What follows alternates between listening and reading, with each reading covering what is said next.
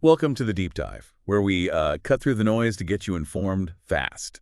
Today we're diving headfirst into, well, one of the most persistent challenges in cybersecurity, ransomware. It's a threat that's not just everywhere, but it's also chillingly adaptive, constantly refining its tactics, always seems one step ahead. That's right. And for this deep dive, we're really focusing on these advanced ransomware attacks, specifically how they exploit a critical but maybe often overlooked vulnerability, remote desktop protocol, or RDP. RDP. Yeah. And we'll be using a conceptual ransomware strain, one our sources are calling Crux, sort of as our case study, to really bring these complex attack mechanisms to life. Okay, Crux. So our mission today isn't just to explain what this Crux thing does, but really to unpack its sophisticated attack methods, its almost artful evasion techniques, and the truly massive impact it has on organizations. And maybe most importantly, how organizations can build robust defenses, almost, unbreachable defenses against such a cunning adversary. And where's this info coming from? It's all drawn from a pretty comprehensive review of high-quality sources, academic papers, industry reports. We're making sure you get reliable, relevant information pretty much straight from the front lines of cyber defense. Great. So let's start at the beginning then. The initial breach. Crux has to get inside somehow. And you mentioned RDP. Our sources highlight this as a major way in. What's the story there? Well, the story is really one of convenience meeting vulnerability, I guess. RDP is, it's a lifeline for remote work. We all leaned on it heavily during the pandemic, right? Absolutely. And that reliance just massively expanded the attack surface. So Crux, much like some infamous strains you might have heard of, like Ryuk or Revil, maybe Dharma, it consistently targets RDP as its primary entry point. And how are they actually exploiting it? Is it always some super complex, like zero-day vulnerability? What's really counterintuitive for all the talk about sophisticated malware is that Crux often just waltzes in through embarrassingly simple gaps. Like what? Basic organizational failures, weak passwords, the complete absence of multi-factor authentication, MFA. Attackers just scan for open RDP ports, often the default, 3389. Then it's just brute force guessing passwords or credential stuffing using lists of leaked passwords from other breaches. Wow. So it's a stark reminder, really. Even these advanced threat actors, they're frequently exploiting basic human and policy failures, not just, super technical 0 days.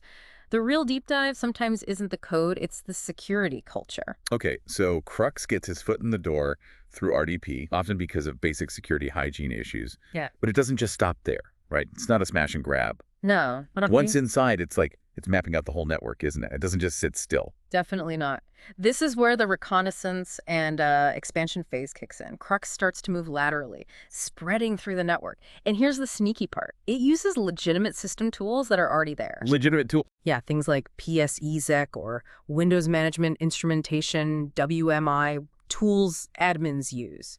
Or it might exploit Active Directory vulnerabilities to get higher privileges and just expand its reach across the entire network. That must make it incredibly difficult to spot. If it's using tools that are supposed to be there, how do you even know something's wrong? Exactly. That's the challenge. This lateral movement using legitimate tools, it forces a critical shift in how you detect threats. Your traditional signature-based malware detection. Yeah. Looking for known bad code, it becomes almost useless. You have to move towards much more sophisticated behavioral analysis, looking at how these tools are being used, not just that they're present. Okay, all right. So once Crux is infiltrated, spread around using legitimate tools, then it's showtime. This is where the real damage happens, the encryption.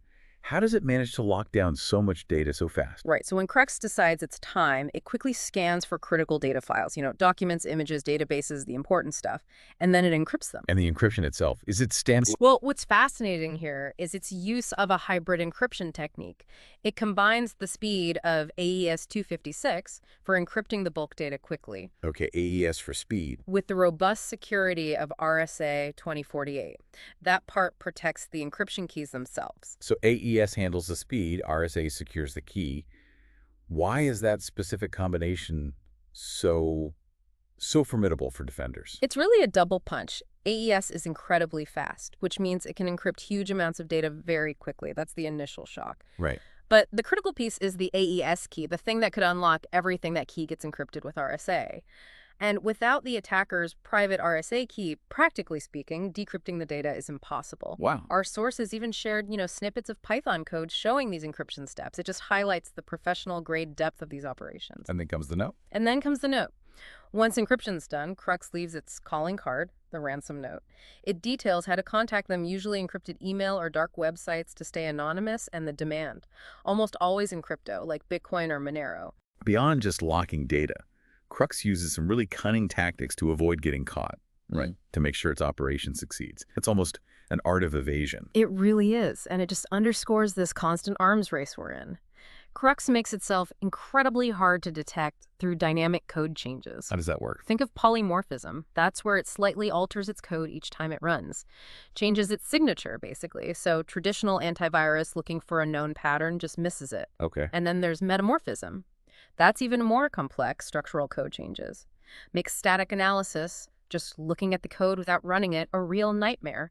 This constant evolution means relying only on old signature-based detection.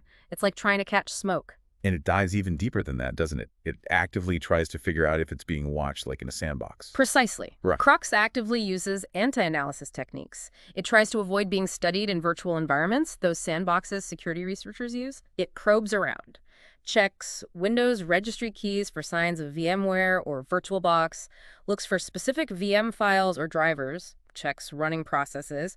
It might even look at BIOS serial numbers or MA address prefixes that are known to belong to VMs. That's incredibly detailed knowledge of system internals. It tells you everything about the professional resources behind these attacks, right? If it thinks it's in a VM, it might just lie dormant, do nothing. Some variants even use time-based triggers. They'll sleep for a while after execution to bypass initial sandbox analysis that only runs for a short period, waits until the coast seems clear. That's sneaky. And then, to really turn the screws, Crux goes for the safety net. It tries to make sure victims can't recover on their own. That's the ultimate goal, isn't it? Maximize leverage. Crux actively prevents victims from recovering data independently. It deletes shadow copies, Windows built-in versioning system. Yeah, the backups. Exactly. Uses commands like sysadmin delete shadows to wipe them out, and it disables backup-related services. This deliberate sabotage is designed to make sure the encrypted data is truly unrecoverable without the attacker's key. Leaves victims feeling like they have little choice but to pay. Which just highlights how incredibly important off-site or immutable backups really are. Absolutely critical. It's often the last line of defense. So the ripple effect of an attack like this, it goes way beyond just the ransom payment itself. We're talking massive economic and operational shutdowns. Absolutely. The immediate impact is just severe disruption. Core operations grind to a halt. That means lost revenue, inability to serve customers, supply chain chaos. And the costs don't stop at the ransom, if they even pay it. Not even close. Beyond the ransom, organizations face enormous costs for system recovery, forensic investigations, potentially huge regulatory fines, legal expenses. Our sources show some alarming statistics. Ransomware payments hit $590 million in just the first half of 2021. Wow. And a record $1.25 billion in 2023. $1.25 billion in 2023. That's staggering.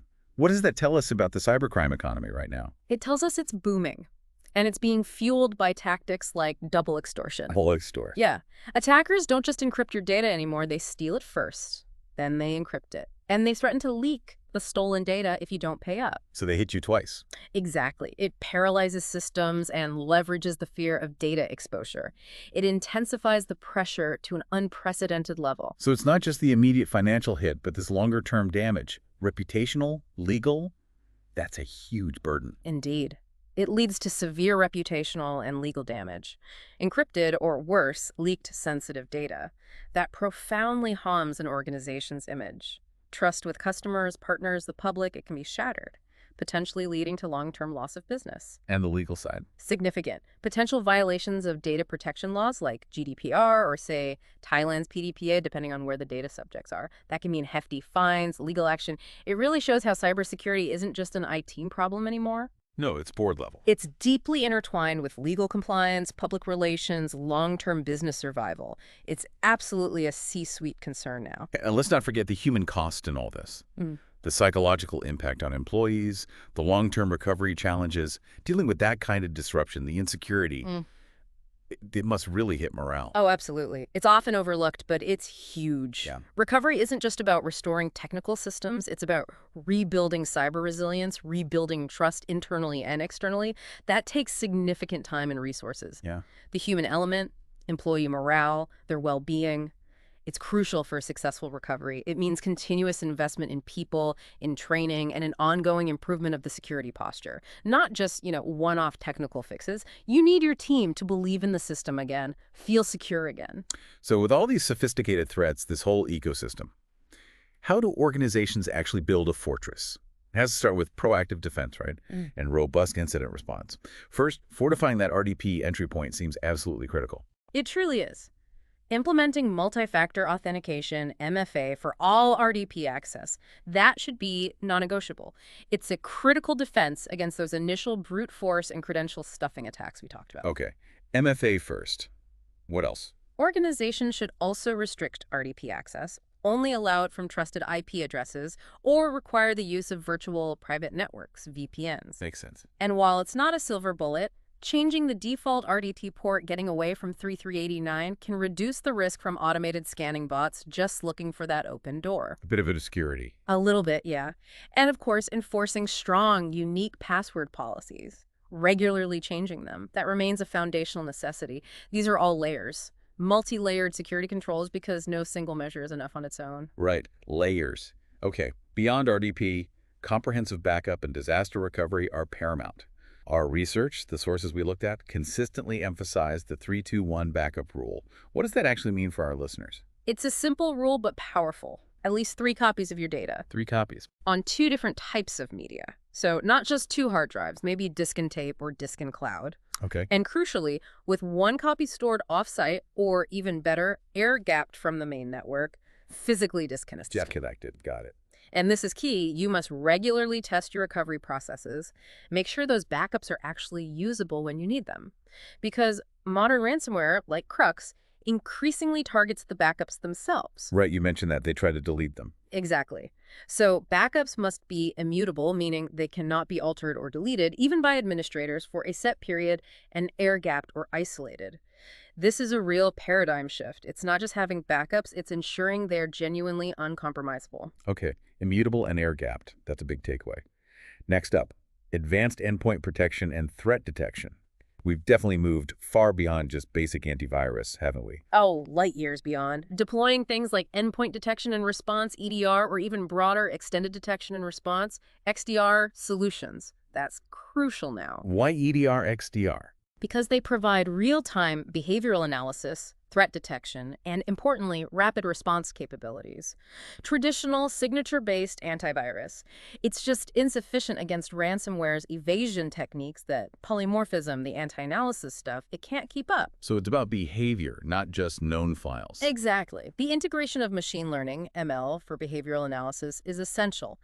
It enables detection of zero-day threats, those brand new unknown variants based on suspicious activities, like unusually high disk activity or specific sequences of system calls that look malicious, even if the code itself is new. Does it work? Research shows ML approaches, things like random forest algorithms, can achieve remarkably high accuracy, sometimes exceeding 98% in detecting these kinds of threats. Wow, okay.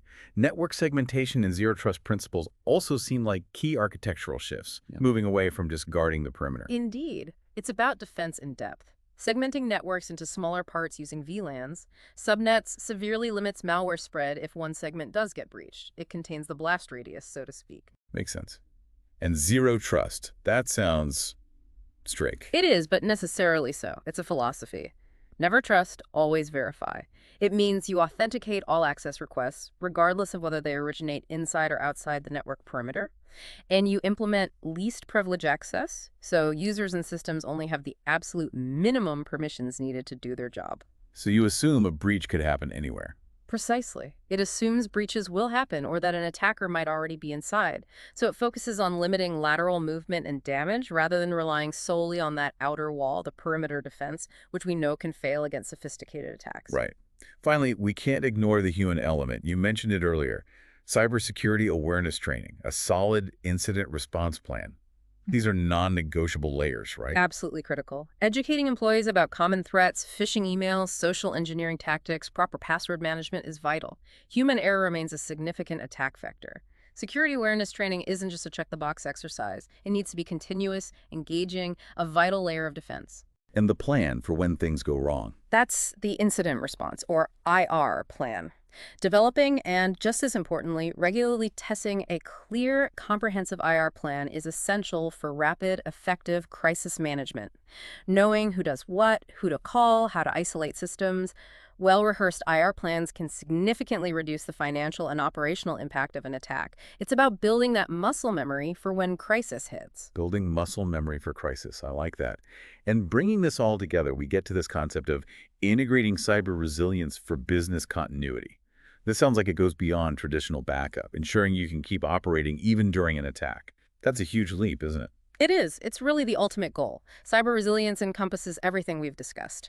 Proactive prevention, rapid recovery, continuous detection, incident response, and comprehensive business continuity planning all woven together. What are the key pillars then? The pillars include things like those immutable backups we talked about, continuous threat detection using EDR, XDR, and ML, implementing zero-trust architecture, having rapid and systematic recovery processes ready to go, and regular testing and simulations of attacks. It's a whole mindset shift. It really is.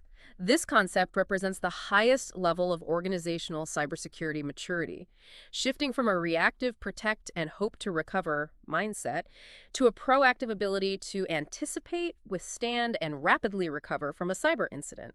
It's pretty much essential for long-term business survival in today's threat landscape. Okay. So, as we wrap up this deep dive, the critical shifts we've discussed seem clear. It's moving from, basic signature detection to advanced behavioral AI and machine learning analysis, Right. and shifting from simple disaster recovery to this idea of comprehensive cyber resilience. Exactly. It's an ongoing arms race, isn't it? And as attackers like this conceptual crux grow more sophisticated, constantly evolving their tactics and tools, it makes you wonder, what new frontiers does cybersecurity defense need to explore to truly stay one step ahead, beyond what we've even covered today? Yeah, that's the big question. How might our collective human ingenuity, the same ingenuity that creates these threats, also be the key to designing defenses we maybe can't even imagine yet? It really gives you something to think about, doesn't it? Whether you're grappling with these issues in academia, industry, or policymaking. We hope this deep dive has given you a clearer and perhaps, a more challenging picture of the